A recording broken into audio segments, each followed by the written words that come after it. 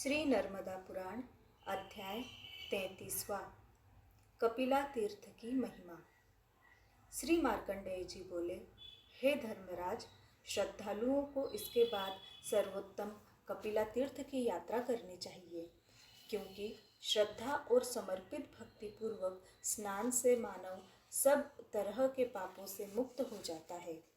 धर्मराज बोले, हे मुनि श्रेष्ठ, लोकों में आश्चर्य के समान नर्मदेश्वर की महिमा आपने कही।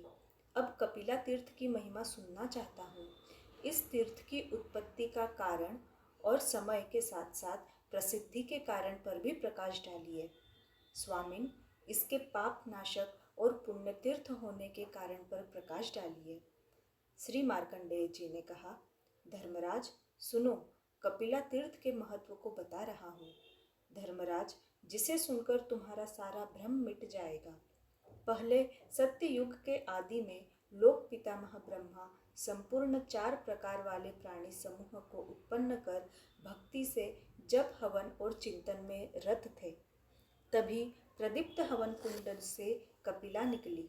अग्नि की ज्वाला से प्रकाशमान सिंगों से युक्त 3 नेत्रों वाली, दुधारू, अग्नि तत्व से पूर्ण, अग्निमुख वाली, अग्नियुक्त नासिका वाली और अग्नि से जल रहे नेत्रों वाली, अग्निमय खुरों वाली एवं अग्नि से युक्त पृष्ठभाग वाली और सब अंगों में अग्नि की स्थिति वाली, सब लक्षणों से शोभित, घंटा से सुंदर शब्द वाली, परम तेजस्विनी कुंड के मध्य में स्थित कपिला को देखकर लोक पितामह ब्रह्मा उसे प्रणाम कर बोले, सब लोक में पूजित पुण्य रूप धारण करने वाली कपिले, तुम्हें नमस्कार है।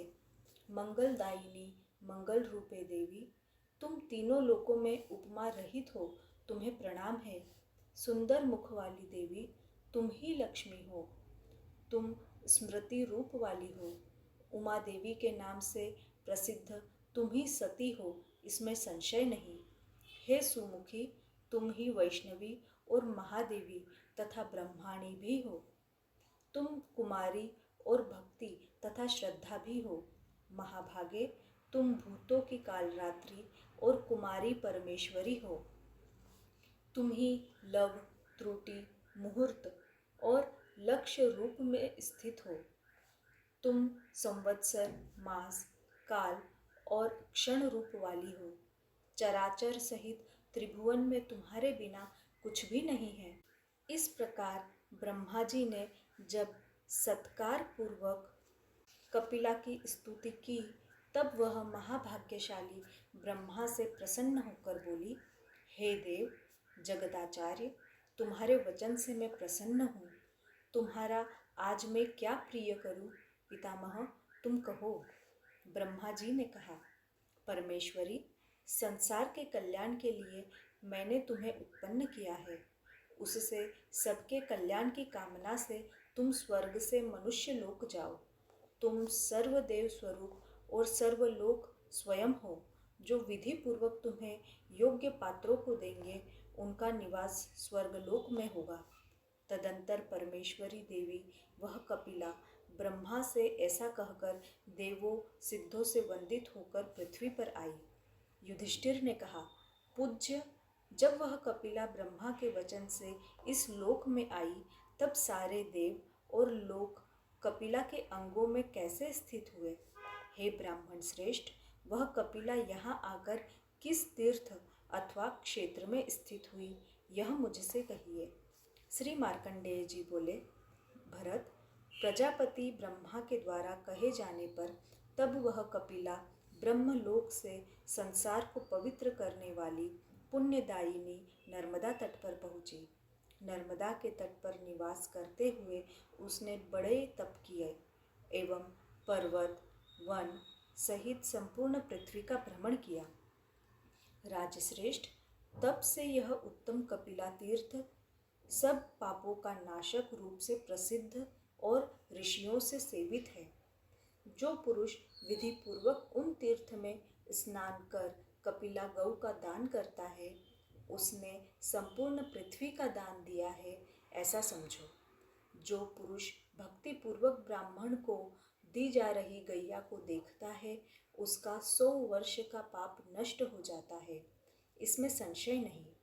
राजश्रेष्ठ, भूरलोक, स्वरलोक, महरलोक, जनलोक, सत्यलोक, तपोलोक, ये सभी लोक कपिला के पृष्ठभाग पर स्थित हैं।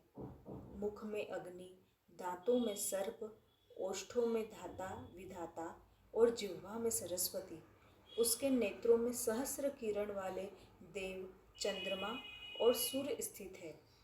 हे राजश्रेष्ठ, नाक के बीच में वायुदेव स्थित है, मस्तक में महादेव, कानों में अश्विनी कुमार स्थित है, सिंगों में नारायण और नर तथा सिंगों के मध्य में पितामह ब्रह्मा, गलकंबल में पाशधारी वरुण व भगवान अरुण उदर का आश्रय लेकर स्थित है। खुरों में सर्प, पूंछ के अग्रभाग में सूर्य की किरण। हे राजन, ऐसी सर्वरूपिणी कपिला गाय को जो घर में रखते हैं वे धन्य हैं, इसमें संशय नहीं है। प्रातः काल जो पुरुष उठकर उसकी परिक्रमा करता है, उसने पर्वत वन सहित पृथ्वी की परिक्रमा कर ली। जो पुरुष कपिला के पंचगव्य दूध, दही, घी, गोमूत्र, गोबर से श्री शंकर को स्नान कराता है, वह परम उत्तम गति को पाता है। हे राजन, जो पुरुष उस तीर्थ में उपवास करता है, स्नान कर कही गई विधि से पितृ देवताओं का तर्पण करता है, उसकी पहले की 10 पीढ़ियां इसके मनोरथों का चिंतन करती हुई तृप्त होकर स्वर्ग में जाती है, इसमें संशय नहीं है। राजश्रेष्ठ, तुमसे इस तीर्थ की विधि और उसकी उत्पत्ति तथा तीर्थ का पुण्यकाल मैंने कहा। अब और क्या पूछना चाहते हो? इस तीर्थ का वर्णन धन देने वाला, सब दुखों का विनाशक और उत्तम गति देने वाला है, जिसे सुनकर मनुष्य सब पापों से मुक्त हो जाता है, इसमें संशय नहीं। इति श्री नर्मदा पुराण अध्याय 33वां। नर्मदे हर, नर्मदे हर, नर्मदे हर।